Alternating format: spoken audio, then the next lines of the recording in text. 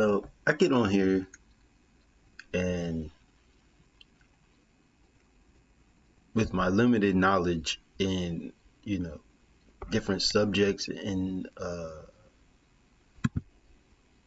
information that the world provides us through YouTube, through media, through television, I try to assess it. I try to look at it and see, you know, what is it that I'm looking at? What is this realm of existence that we all live in?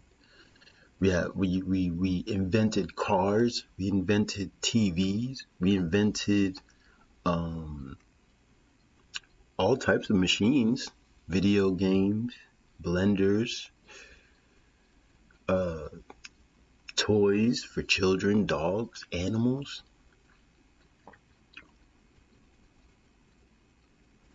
Right? It's like, where did all this stuff come from? Where did this this this innovative spirit come from? Right? So it's like, you know, you go and you watch Jesus, or I mean, listen to Jesus through the books.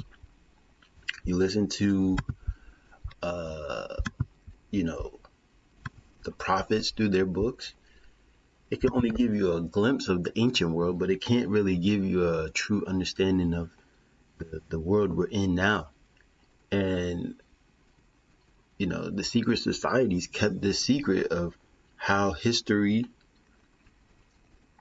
connects to present day. And it connects to present day through law and order.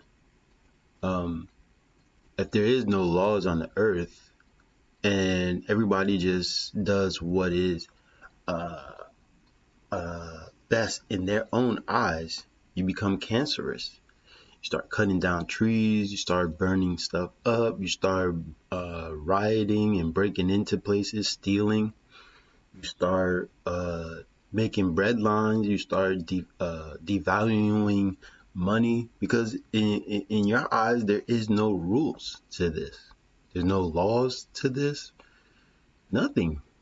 So why do I say all that encompassed with this?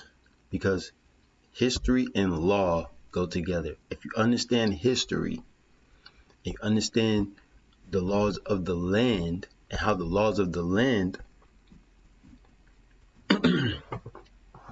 how the laws of the land apply to our lives, then you can see who's lying and who's telling the truth. Consistency. Truth is constant.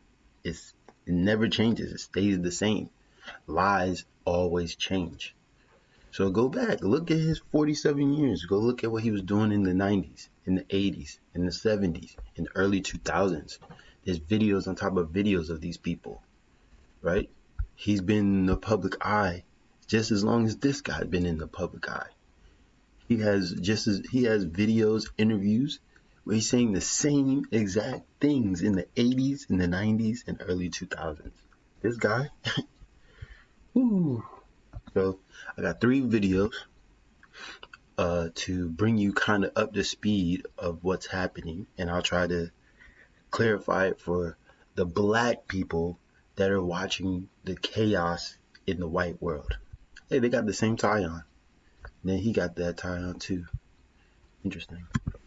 Debate. Well, America deserves better. That's the first and most obvious thing we learned. All kinds of people said that today, and they were right. This is a great country. The most decent people in the world live here. We ought to be proud of the fact that we're Americans, proud of our culture, proud of our history. Most of us want it all to continue. We want the nation our grandchildren inherit to be as stable and as happy as the country we grew up in. But last night's debate gave us little confidence that will happen. It was a painful, highly depressing 90 minutes. At times, things seemed out of control. We could go on about it, but you saw it, so you know what it was like. That's the overview. But as a political matter, the main thing we learned last night is that it was a mistake to spend so much time focusing on Joe Biden's mental decline. Yes, it's real. Yes, Joe Biden is fading. We've showed you dozens of examples of it for months now. But on stage last night, Biden did not seem senile. If you tuned in expecting him to forget his own name, and honestly, we did expect that, you may have been surprised by how precise some of his answers were. So what he's saying is this motherfucker right here was lying. He was pretending. He was pretending. Or he's not pretending. But he was very, very precise in the answers that he was giving. So he was lying. Not all of them, but enough of them.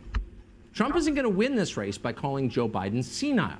Nor, by the way, is Joe Biden going to win this race by calling Donald Trump a racist, as he repeatedly did last night. That slander didn't work 4 years ago. It will not work now. Because personal attacks rarely work. They rarely determine election. And they play off of our ignorance, like him calling Trump racist, and he knows that most people don't know how to surf the internet or know how to look up any videos to find out the truth about whatever they're looking at. So they say wild and outlandish things. Outcomes. That's obvious if you look at the results, but it's easy to forget it, and many did.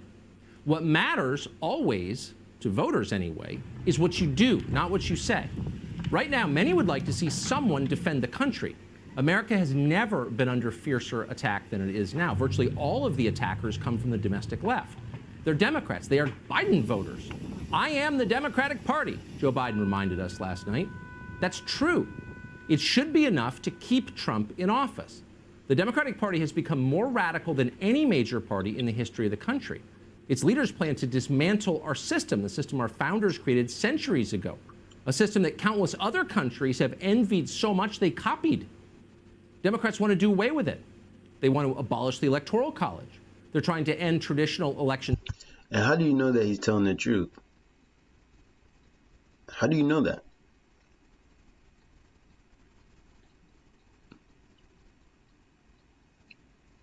Right? How do you know that he's telling the truth about the Democratic Party and what they're doing?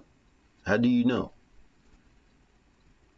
If you're not astute or aware of the history of the Democratic Party, you wouldn't know. So you would think he's lying. And then you'll go to the mainstream media, CNN, MSNBC, and all these places, and say they aren't lying. How do you know they're not lying? Day voting. They intend to invalidate the filibuster and guarantee permanent control of the House and the Senate by admitting D.C. and Puerto Rico into the Union. We'll have 52 states, and the Democrats will be in charge forever. That is their plan. We're not making it up. They've said it. Scariest of all, they're planning to hijack the Supreme Court by expanding the number of justices. Leading Democrats have openly endorsed this idea. It's not a small change. It would end our third branch of government. The judiciary would cease dispensing justice. It would instead become an instrument of partisan power politics wielded exclusively on behalf of one party. How'd you like to live in a country like that? It's horrifying. Joe Biden was asked about this last night. Here's how it went. Are you willing to tell the American people tonight whether or not you will support either ending the filibuster or packing the court? Whatever position I take on that, that'll become the issue. The issue is the American people should speak. You should go out and vote. You're in voting now. Vote and let your senators know how strongly you feel. Vote now. Are you pack the Make court? sure you, in fact, let people know you're a senator. I'm not. You see how they sit there and lie in people's face, and you don't even know that he just lied to you. He didn't even answer the question. He went on to telling you to go vote for him instead of answering the question so that he could steal your fucking rights. How does that work? How does that work? You're not going to say if you're going to pack the court. You're not going to say who you would put in the Supreme Court. You're not going to answer none of that. You're just going to tell me to go vote for you? I can answer the question Why because would you answer that because question? the question is the question Supreme Court is justice, the radical question, left. Will you Who shut is your, up, man? listen, He won't answer it. Then he want to tell somebody to shut up because Chris Wallace ain't doing his fucking job. So there are a couple of things to note about the exchange you just saw. Nobody forced Biden to answer the question, a key question, and that was frustrating to watch. But it was also easy to interpret what he meant. Of course Joe Biden plans to pack the Supreme Court. Otherwise, he would have denied it. Court packing is not popular with the public. Nearly 70% of Americans oppose it. That includes more than half of all registered Democrats. But the extremists who now run the Democratic Party are demanding it, and Joe Biden will follow their lead. That's what radicalism looks like. Anything that stands between you and the power you seek, you destroy, even if it's the world's oldest constitutional court, which our Supreme Court is. We should be afraid of people who are willing to do things like that. But in Joe Biden's case, we don't seem to be afraid. And that leads to something else that we learned last night at the debate. Tone is everything. Biden all but admitted on stage that he plans to tear down our system.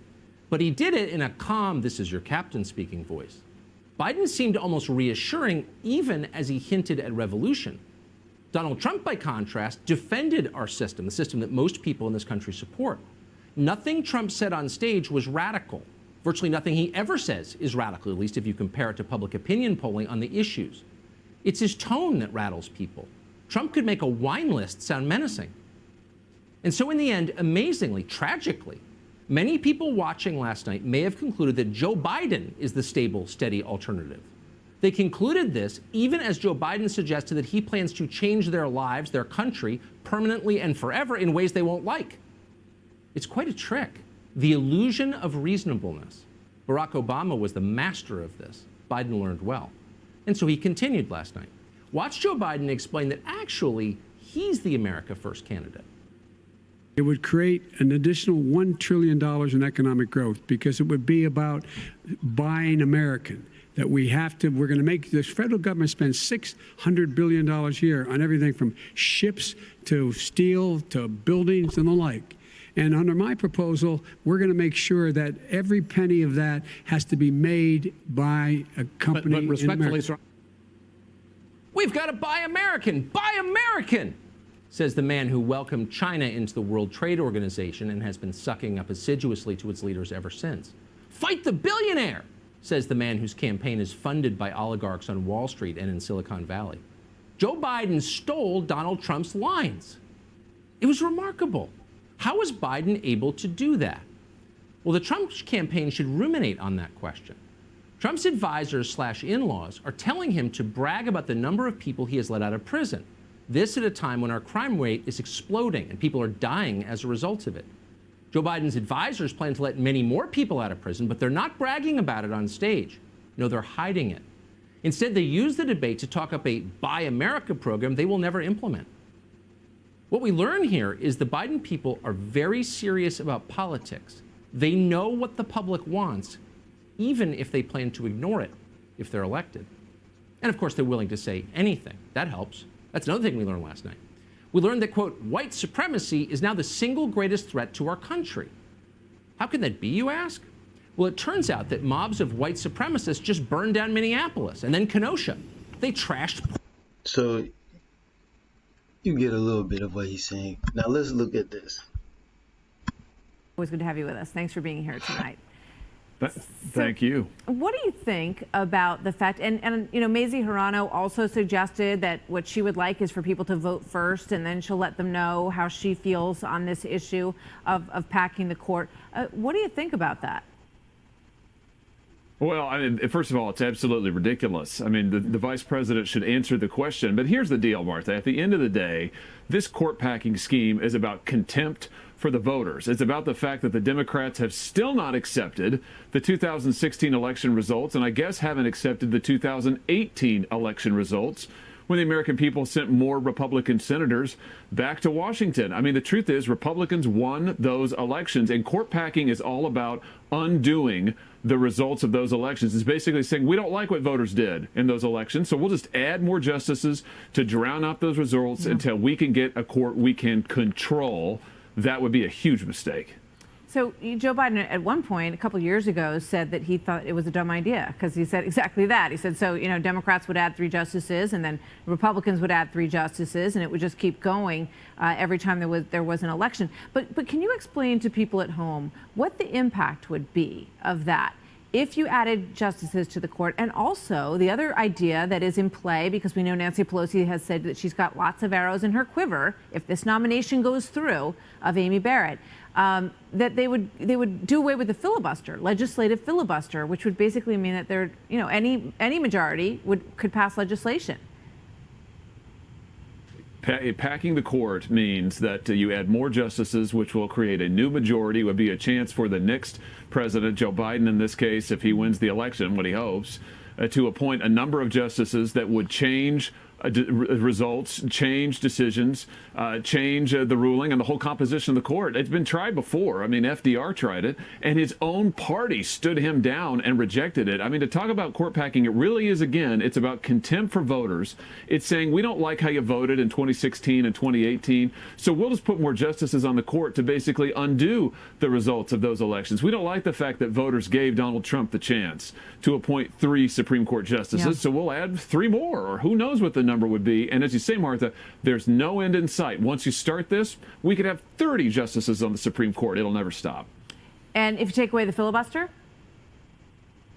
Well, if you do what Schumer wants to do in the Senate, which is to end the filibuster for all everything, I mean, across the board, all the time, he wants to turn it into basically 51 votes. You will take away the right of any senator to be heard. You'll take away the right of the minority to be heard. You'll take away rights of debate and deliberation.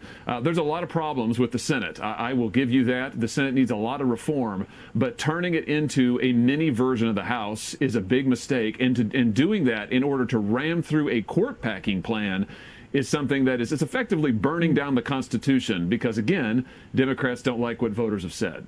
So before I leave this topic, I just want to play what Kamala Harris said on this. We're all going to be at the vice presidential debate next week, and we expect that we're going to hear some more questions about this. So watch this. Arby's, 2 for $6.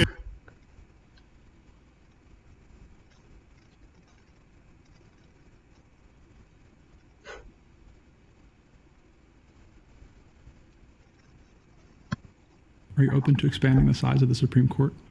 I am open to that discussion. Do you want to elaborate on that? So how is it that his running mate is open to the discussion, but he can't say it in the debate?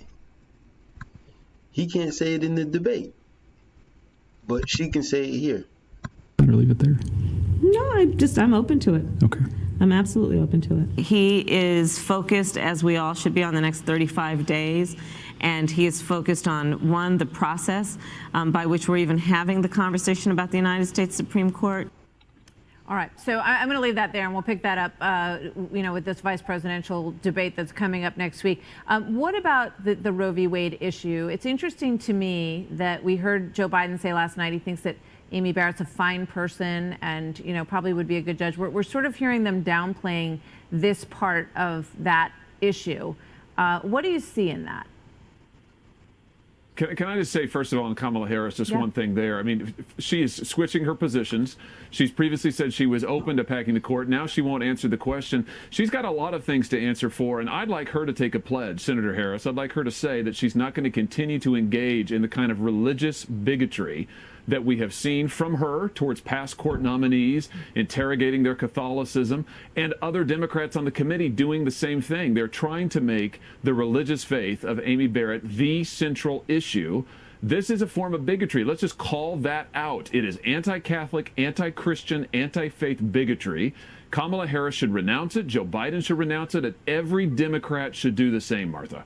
Do you think, from what I see, it sounds like they're shifting. They're getting much more into the question of health care and shying away from this. Nancy Pelosi said, do not bring up religion in this hearing. I'm sensing that they think that this is a political mistake for them and that they actually might not go there. It would absolutely be not only a political mistake, but it would be against the Constitution. The Constitution says there are no religious tests for office. But this questioning of Amy Barrett's faith, about her adoption, for heaven's sake, questioning whether people like her, meaning religious believers, devout Catholics, should be able to adopt children from Haiti or other countries, it's insane. And let's not forget, Democrats at her last confirmation hearings, Democrats asked her if she was too Catholic to be a judge, if she would be a Catholic judge, if she was an Orthodox Catholic or some other form. They tried to delve in. If Joe Biden gets elected, we can... So you can see the evils, man. If his vice president can say it, his vice president nominee can say it, and he can't in a debate because he knows his base wouldn't like it. Are we supposed to vote for this guy? Aren't you supposed to be proud of what you're bringing to the American people? And stand on that. Speak on that. Aren't you? Sometimes I wonder, I wonder. Today, he appeared in front of the Senate Judiciary Committee. Earlier today, he doubled down on the deep state. Okay, so this is the Comey stuff. Remember him and Hillary, Obama, all came up with this scheme to do a coup on the president. And their lies about the Steele dossier, actually trying to claim he was hardly even involved in the Russia investigation at all. He signed 3 of the 4 FISA warrants, which were based on the dirty Russian dossier that we now know Christopher Steele used, a Russian operative that the FBI had known about for 10 years. Here's some of his garbage from earlier today.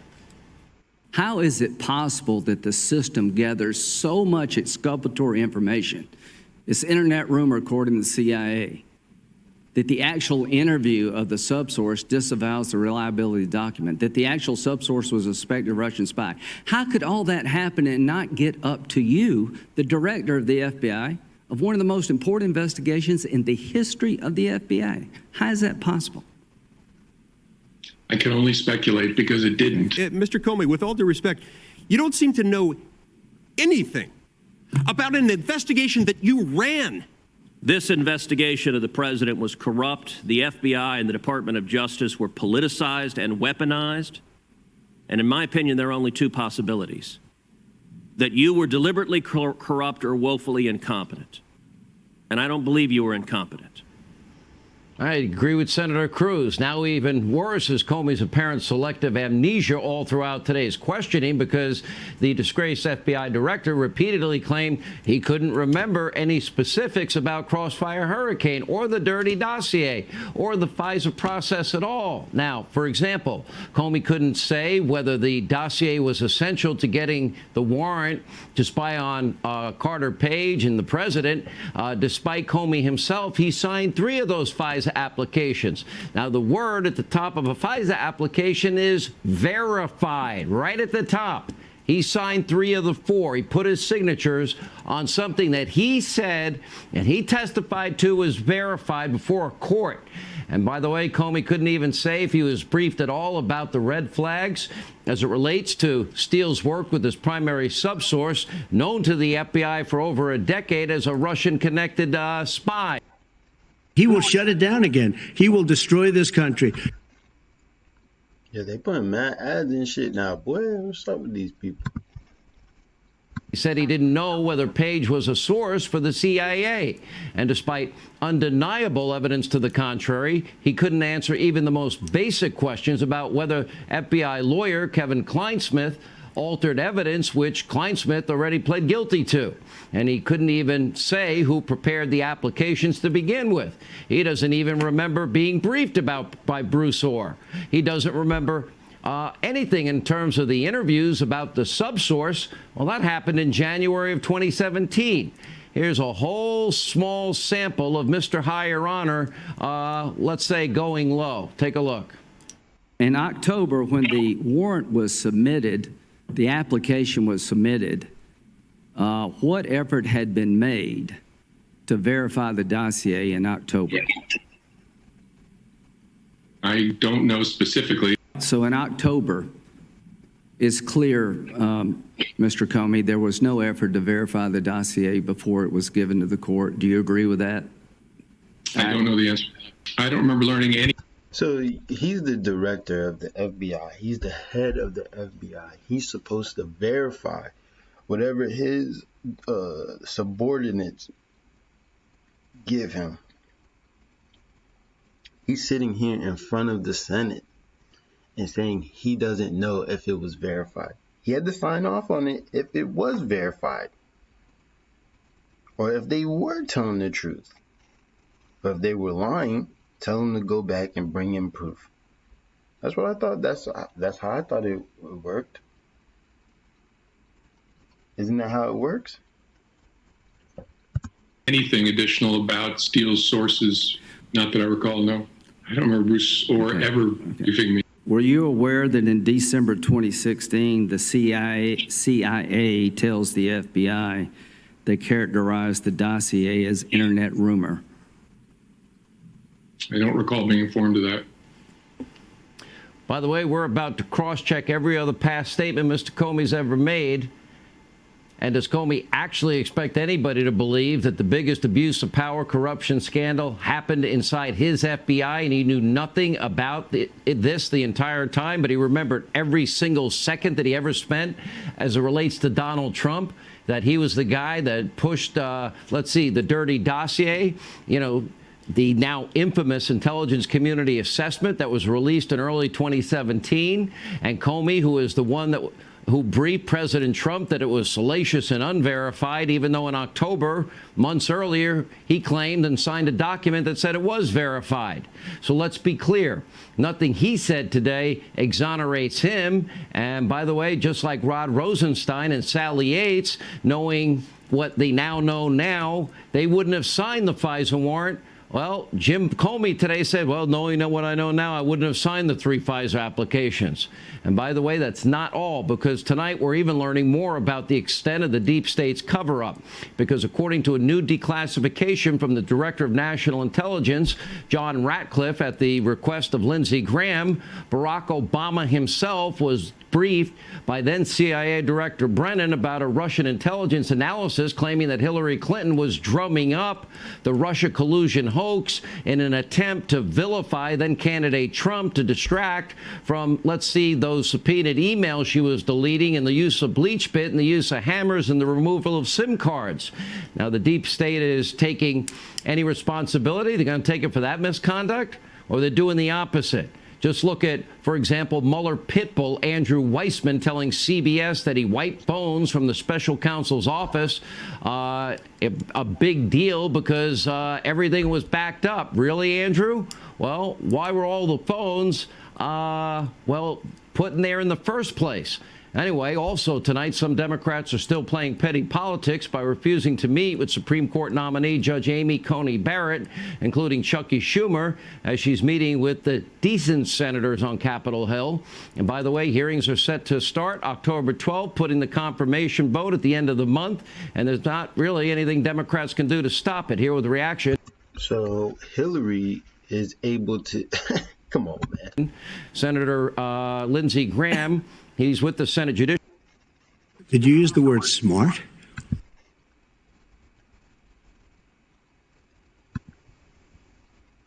So now you have Sally Yates, Rod Rosen. So Hillary Clinton can start an investigation. James Comey can get it through to the FISA court to spy on the Trump campaign. And this is all proven now. Rosenstein and Jim Comey, who remembers nothing about the FISA application, he couldn't answer any of those questions in those 4 hours. He didn't remember, he didn't recall. And this guy can't explain what he's going to do when he becomes president.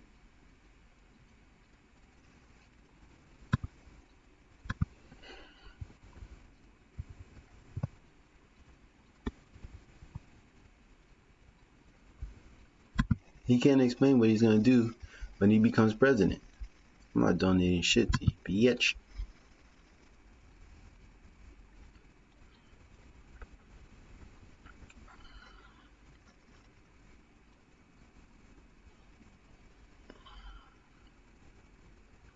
Let's look up his plan. Leadership, disability, education. What is your plan? You know, what's his plan? Y'all know? Dossier, the subsource, but he remembers every second with Donald Trump. Do you believe him? Because I do not. Well, all I can say is he has a convenient memory. He remembers what is damning to Trump, and when something is helpful to Trump, it's like Sergeant Schultz was in charge of the FBI. I see nothing, I hear nothing, I know nothing. It's hard to believe that the director of the FBI in charge of an investigation of a sitting president wasn't told, oh, by the way, the subsource who prepared the dossier we think is a Russian agent back to 2009. It's hard to believe they didn't tell the director of the FBI. The subsource tells us that the dossier is bar talk, not reliable, take it with a grain of salt. It's hard to believe that they don't tell the FBI director the CIA has warned us that the dossier prepared by Christopher Steele and a suspected Russian spy is all internet rumor. So here's Comey's problem. If one person can come forward and say, I briefed the director about the problems with the subsource, I told the director that the CIA was worried about the reliability of the dossier, then he is in big time trouble. Okay. Do you believe him that he signed something where he claims it's verified and that he had no idea that if it was verified? Wouldn't that be dereliction of duty? Doesn't that mean he still committed fraud on a court? And when he did find out the truth, doesn't the law require that he go back to that court and inform that court he signed something that wasn't verified? Yeah, he's yet to tell the court, I apologize.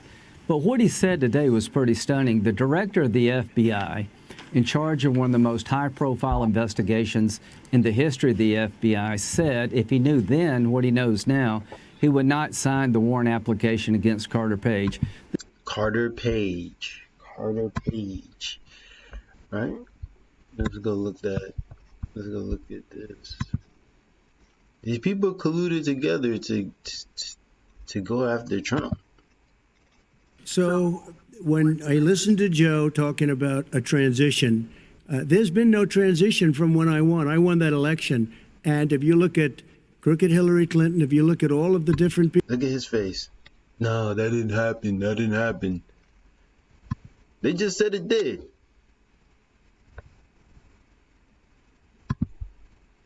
People, there was no transition because they came after me trying to do a coup. They came after me spying on my campaign. They started from the day I won and even before I won, from the day I came down the escalator with our First Lady. They were a disaster. They were a disgrace to our country. And we've caught them. We've caught them all. We've got it all on tape. We've caught them all. And by the way, you gave the idea for the Logan Act against General Flynn. Look at this. Caught, bro.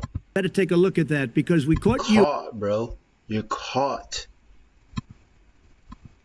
This is a big day for Carter Page. I think he's going to become a rich man. He deserves to be compensated. So what happened here is that the Democratic Party hired a foreign agent, Christopher.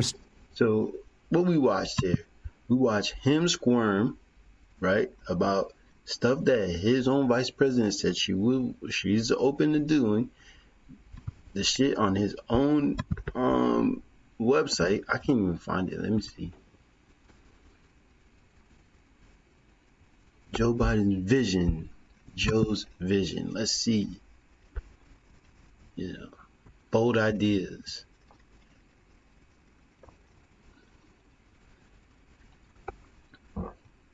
Whoops.